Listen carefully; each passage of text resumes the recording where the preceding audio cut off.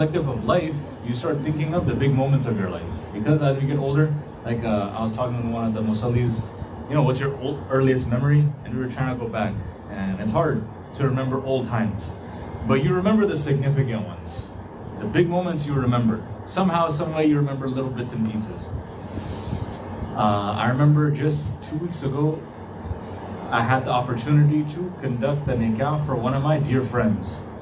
And many people were questioning. They said, you haven't seen this friend in many years now. It's been a number of years. You've not hung out with this friend for a very long time. You're going only for 36 hours. The flight is overpriced. You're going for 36 hours and you're gonna come back. You have to go straight back to work.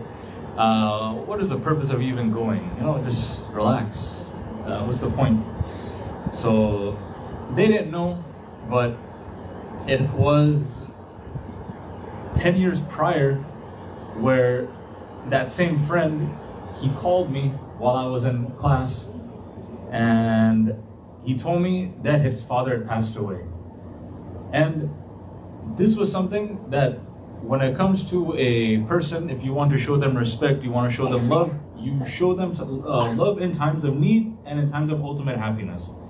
And I remember having that helpless feeling in madrasa where I was not able to go the next day to the janazah prayer, and that guilt was there for 10 years. I was like, I did not do the due respect that I have as a friend. I did not complete that right that I had to you. And so without anybody knowing, I'm here for this nikah, for this moment. Why? Because it's this moment that I want to have this good memory of. I don't want to have this negative memory associated with something with a dear beloved of mine. That the janazah was announced for one of my friend's fathers. I was not able to attend. I didn't want now to be, he announced something happy, and now again he tells me, hey Yusuf, can you come? And again, now I say again 10 years later, no, sorry, the schedule does not work out, I cannot do it. I made the effort and I went out for it.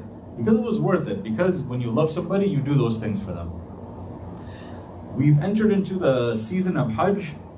This is a ibadah which is designated to a time and place. You cannot just do Hajj. If you want to go right now, currently it's Zulqa'dah, you want to go to the Haram, you want to go to Mina, you want to go to Muzdalifah, you want to go to Arafah, you could stay there for the next 24 hours just doing ibadah. But it is not Hajj. You could stay there right now, you could do all the actions. You could do the Jamarat, you could do the Udhiyah, you could do all the actions. But it is not Hajj. Hajj is at a specific time, at a specific place. But Hajj is also something that you can still get the reward for it. And this place, the Haramain, going to Mecca, going to Medina, specifically we'll talk about the Kaaba because of course Hajj is primarily, it's not really, nothing is done in Medina, but it's done in Mecca. But Mecca, it has a special place in the heart of Muslimin. That it is a place where if you've ever, everybody here I think has confidently can say they have seen the picture of the Kaaba. We can all raise our hand I think to that, right? Alhamdulillah, everybody here has seen a picture of the Kaaba in some form, the big black stone. Everybody has seen it in some capacity. Everybody has seen the Kaaba, but until you literally see the Kaaba, you don't really know what it means. I can tell you this because even for myself, I have seen the Kaaba throughout my entire first 30 years of my life. But it was when I was 31 years old, for the first time ever, I was able to see the Kaaba in person. I was able to see it, and there was a wave of emotions. Immediately, as soon as you see it, the energy of the person, it changes when you see the Kaaba for the first time. Whenever you see it again and again, it doesn't even matter. Because it's significant to the Muslim. It's special.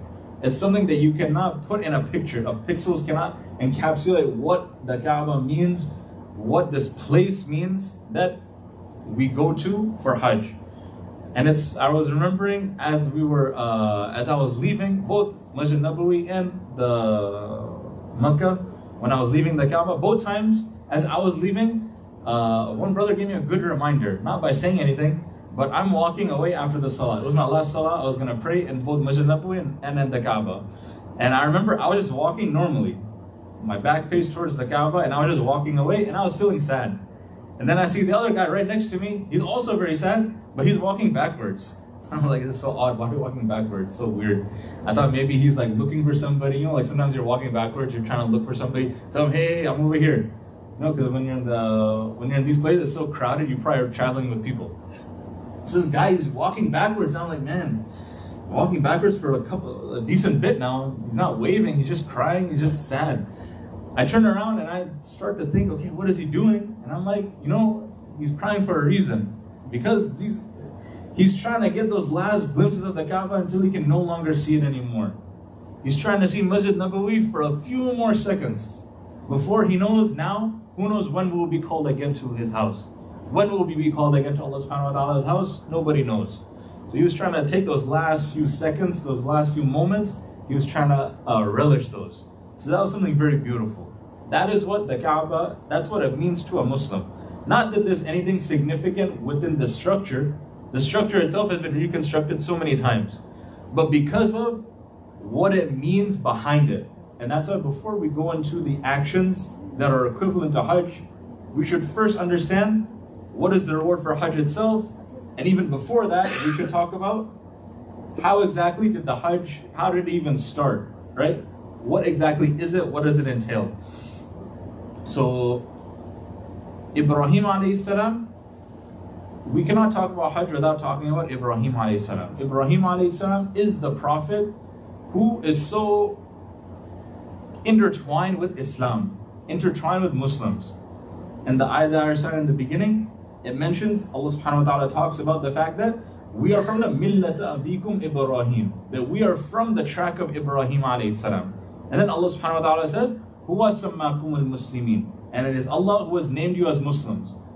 But some have mentioned how it was Ibrahim alayhi salam, Allah subhanahu wa ta'ala designated us to be called Muslims. Why? Because it was through the dua of Ibrahim alayhi salam.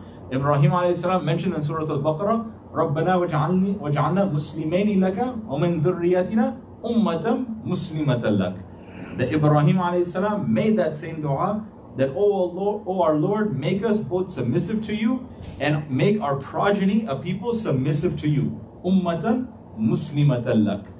So Ibrahim alayhi salam, he has a very pivotal role in the formation of Muslims. That he was the one who quite literally gave us our name. And it is Ibrahim alayhi salam who we commemorate in so many acts of the Hajj. When we do tawaf, we're doing tawaf of the Kaaba. Who was the one that built the Kaaba? Of course, it was Ibrahim alayhi salam and his son Ismail alayhi salam. Then we do the sa'i. This is the going between the Safa and Marwa. This is of course commemorating his wife. That Hajj alayhi salam, the way that she walked in between with desperation, looking for the water for her son. And then we do the udhiyah, the sacrifice of the animal. Of course, commemorating the father and the son. And we do also the pelting of the stones, the jamarat. We throw the stones at the 3 different places, commemorating Ibrahim alayhi salam when he was approached by the shaitan, and each time he pelted him away, he said, no, I will continue with what Allah subhanahu wa ta'ala has commanded me. So Hajj is very much intertwined with Ibrahim alayhi salam and the legacy that Ibrahim alayhi salam has brought on this world. Allah subhanahu wa ta'ala, to show Ibrahim alayhi salam to us what it means that when you are somebody who is the ultimate muwahid, the one who believes in the oneness of Allah, Allah honors Ibrahim alayhi salam thousands of years later in the traditions of Islam. There are 2 fard actions that we have that are intertwined with Ibrahim alayhi salam. One is, of course, the annual, the Hajj, but also there is a daily ibadah that we do where we also honor Ibrahim alayhi salam, and that is in our salah. When we do durood, the durood, it includes Ibrahim alayhi salam. When we say Allahumma salli ala Muhammad wa ala ali Muhammad kama sallayta ala Ibrahim wa ala ali Ibrahim innaka hamidun majid. That we make durood, we send peace and salutations upon Nabi sallallahu alayhi wasallam, and we also send it upon Ibrahim alayhi salam and the family of Ibrahim alayhi salam. Imagine how out of all of the prophets, it is Ibrahim alayhi salam who got to be singled out for this. That's how much respect and honor has been given to this prophet alayhi salam. So now we know a little bit about the significance of Ibrahim alayhi salam, who commemorates so many acts of the Hajj. Now what about the Hajj itself? why exactly is this something that is so rewarding? It is mentioned that Abu Huraira reported that whoever performs a Hajj, avoiding all forms of indecent behaviors and sins, will come out as sinless as a newly born child. That this is the reality of an accepted Hajj. That if you do everything without any indecency, without any immorality, without any indecent behaviors, any sins, Allah subhanahu wa ta'ala will forgive you in such a way where you will come out as a newly born baby. Newly born baby, there's no sin upon this individual. You are like have a clean slate. You know, you always want a clean slate, right? Whenever you do something at work, you end up messing up really bad, your boss forgives you, but you know forever from that day forward, the boss is never going to forget that mistake that you made.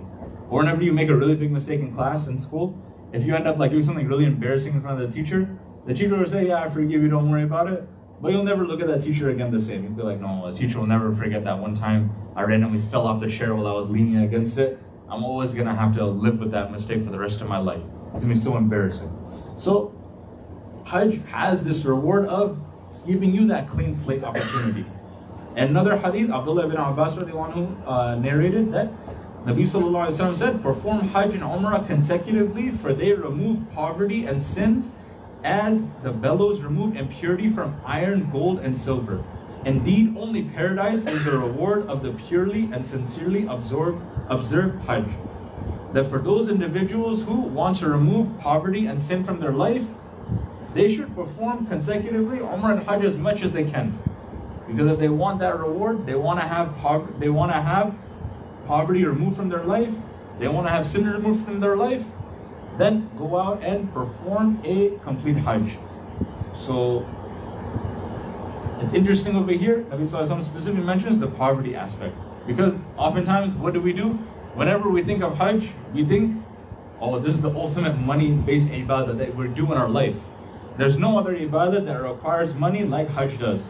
And that's why it is not fard on an individual unless they are physically and monetarily capable of doing it. This is the mercy of Allah subhanahu wa ta'ala. Allah subhanahu wa ta'ala has not mandated the Hajj for an individual who physically cannot complete it, or monetarily speaking, they cannot complete it. But it is over here, Allah subhanahu wa ta'ala is showing you something very significant. That Allah subhanahu wa ta'ala, when you give for the sake of Allah subhanahu wa ta'ala, Allah is not going to put you in hardship because of that. You singled out your money for the sake of Allah subhanahu wa ta'ala, $10,000, $15,000, $20,000, whatever the amount is for your Hajj. Allah subhanahu wa ta'ala is not going to now punish you and say, well, now the poverty, the difficulty of the trial of money has now entered into your life. No, Allah subhanahu wa ta'ala puts khair inside that person who does things for Allah subhanahu wa ta'ala, solely for Allah subhanahu wa ta'ala's sake. There's so many hadith where Allah subhanahu wa ta'ala, Nabi sallallahu alaihi wasallam informs us, he's trying to make us understand that Allah subhanahu wa ta'ala does not need literal, the way dunya works means for you to get the benefits that you need. For example, one of the ways for you to get, if you are sick, one of the remedies of getting sick, of course, the most obvious one for us as we know is, you take rest, you take medicine, right? If anybody asks you, hey, I have a headache, first thing you'll say is, go drink some water. Maybe you're dehydrated, go rest for a little bit, take some Tylenol or something, inshallah you'll be okay, no worries. Nabi Sallallahu Alaihi Wasallam gives a very interesting advice to those who are seeking remedy. Nabi Sallallahu Alaihi Wasallam says, donate money. Donate money and you will receive your shifa. What is the correlation between donating money and getting cured from an illness, from a disease? The cure lies in who it is that you are pleasing. When you are taking a medicine, if this is your reality, that you are just attributing that the medicine is what made me cured, then you have dealt a serious blow to the reality of how the means of this dunya work. Allah subhanahu wa ta'ala does not need means, the literal means that we use to obtain the goals that we want. If you want Allah subhanahu wa ta'ala to give you shifa, you do not need to take medicine, you do not need to literally take rest, you do not need to take water. What you actually need is Allah subhanahu wa ta'ala to be pleased with you. And this can be done through any means. So while you take your medicine, while it is good, of course, good precaution, take your water, take your rest, take your medicine, do this. Allah subhanahu Nabi sallallahu alaihi wasallam is informing us, do those actions which Allah subhanahu wa ta'ala is pleased with you, and that is the way that you actually get the shifa in that medicine, in that rest that you take. It is not literally the rest that you take that cures you, it is the belief that it is Allah subhanahu wa ta'ala who is curing me. That is why when we do the Hajj, we do not take it as a burden that, oh look, Allah subhanahu wa ta'ala is taking this $20,000 from me and now I'm going to be in financial peril. No, this is your investment with Allah, and Allah subhanahu wa ta'ala in return will return it manyfold for those individuals who do it for Allah subhanahu wa ta'ala's sake. So this is some of the rewards for the Hajj itself.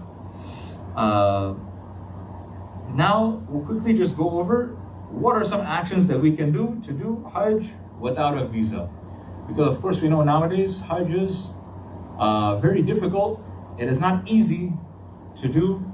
It's not just monetarily you have to be fit. Now it's almost like a luck of the draw, right? You have to it's almost like a lottery now, that you have to be selected. And now this has become a mushkila, this has become a difficulty for us. So what can we do to get the same reward, but we were not selected? We make dua to Allah subhanahu wa ta'ala that all of us become selected soon to visit Allah subhanahu wa ta'ala's house and do this faridah. But what can we do to get that reward? I'm just going to mention 3 actions. Very simple actions. Actions that everybody in this room, maybe quite literally, some of you guys just did it today. But now that you guys have the knowledge of it, now maybe you guys will improve on that in quality of that actions.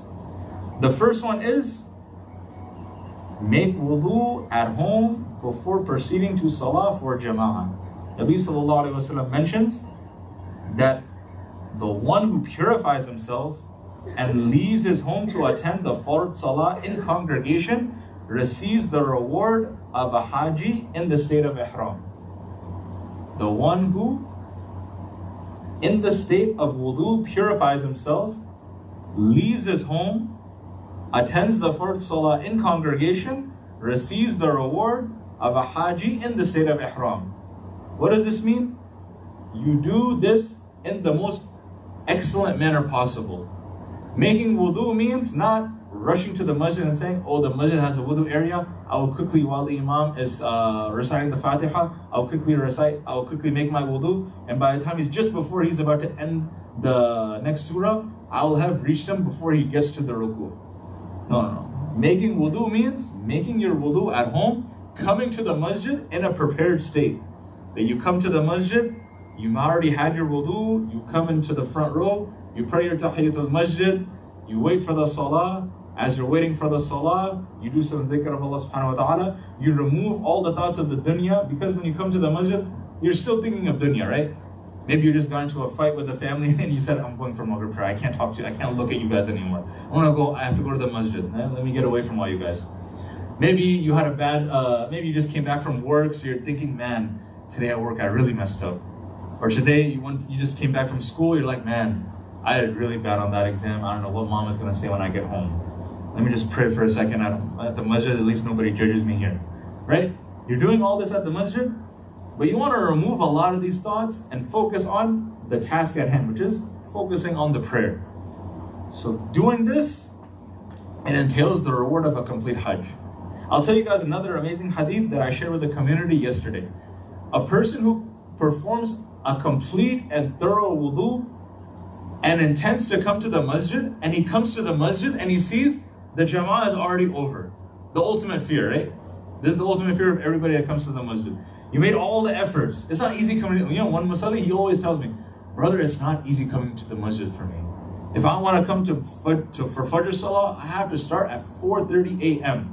Fajr Salah at our place is at 5:35. He said, brother, I have to start at 4:30 a.m.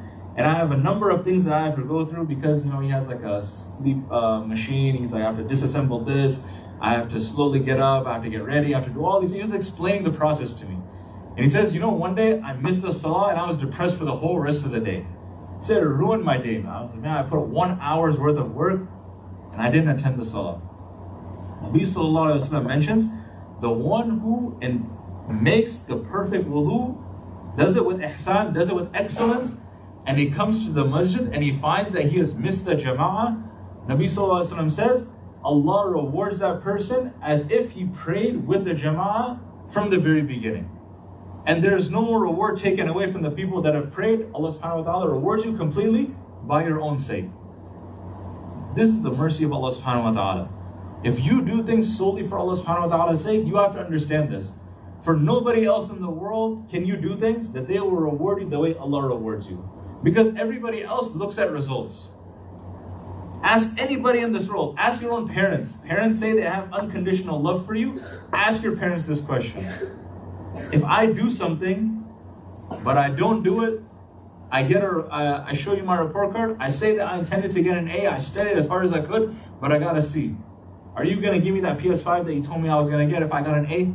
Are you still going to get it for me? They'll say, no, of course I'm not.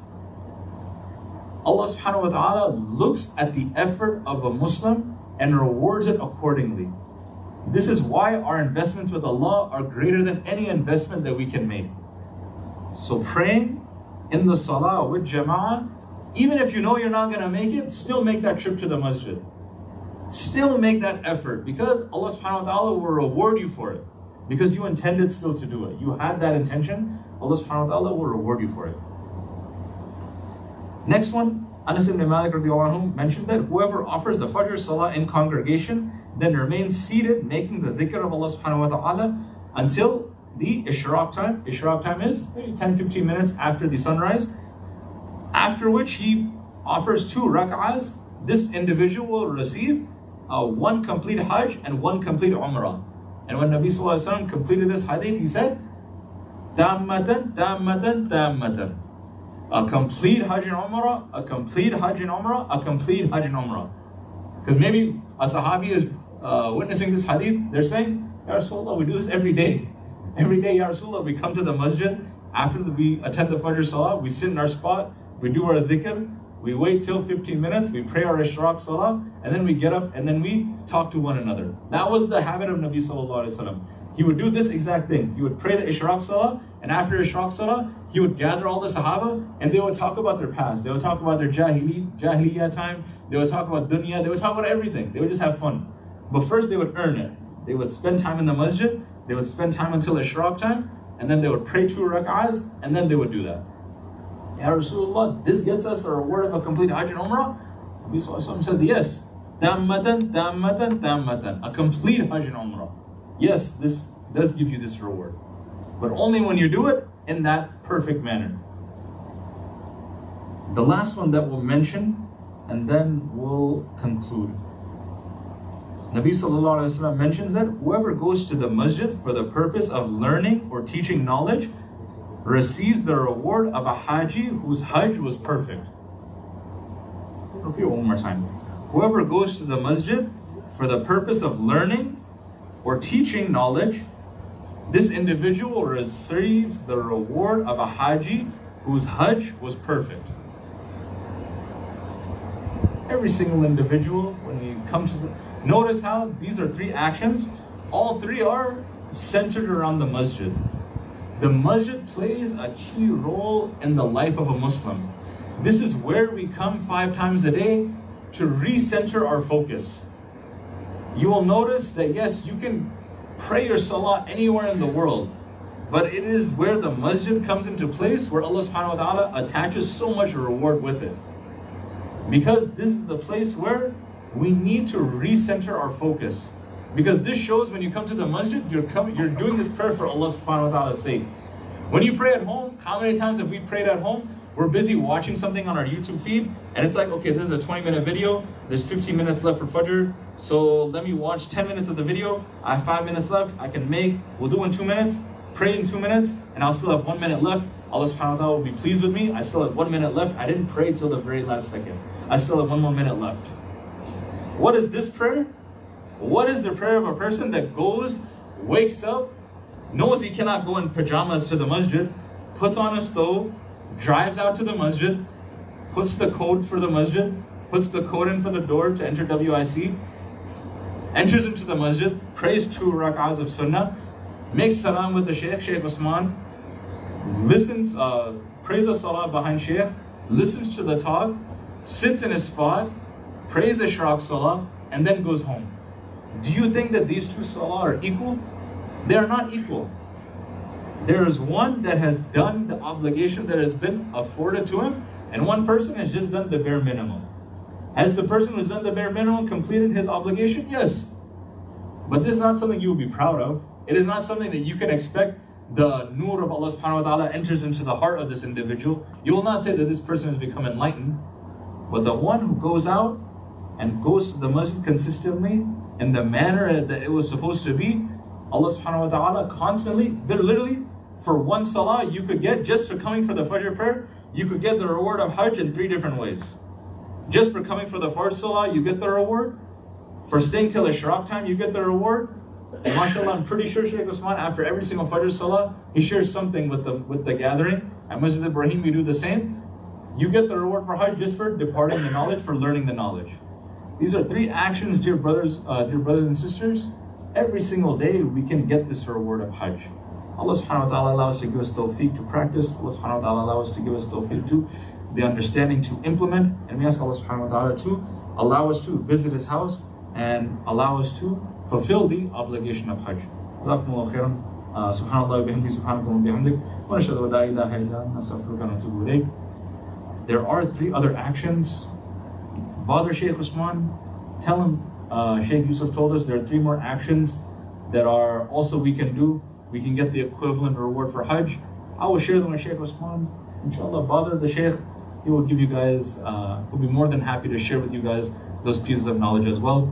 I'll give you guys a reason to come maybe tomorrow and other than Masjid. Jazakumullahu khairan. See you guys inshallah. Assalamu alaikum. Sheikh, that guy told me some dinner is ready. I don't understand what he's saying. Which one? That guy you talked to me, he said to me the dinner is ready. Oh yes. I don't understand what he's saying. Oh yes, the food is ready. There's food outside. Oh, let me announce that. Assalamu alaikum wa rahmatullahi wa barakatuh. Yes, there is a food arrangement outside. So for the brothers, sisters that are here, inshallah, we can head to the back area. There's food served. We can have dinner together as a Muslim family. Inshallah, will be of benefit. Jazakumullah khairan.